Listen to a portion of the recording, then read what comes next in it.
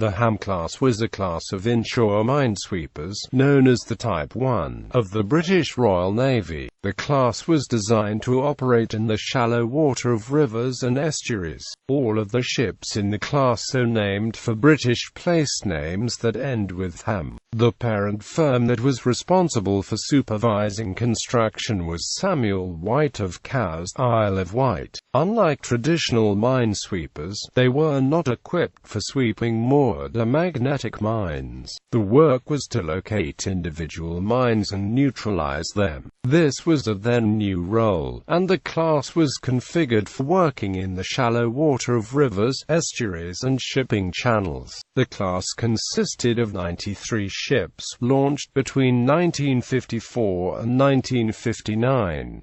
HMS Inglesham was the first. They were built in three slightly different subgroups. The first subgroup, the 26 group, is distinguished by pennant numbers Chapter 26XX, and the second and third subgroups, the 27 group, are distinguished by pennant numbers Chapter 27XX.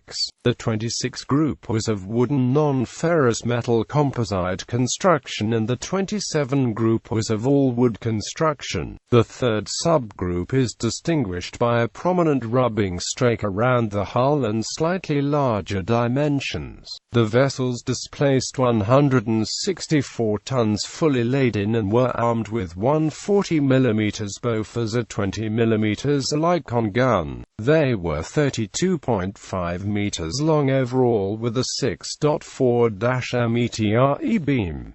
The construction was of wood to minimize magnetic signature. A crew complement was 15, rising to 22 in wartime. The engines of this class were Paxman diesels, some of which were built under license by Ruston and Hornsby of Lincoln.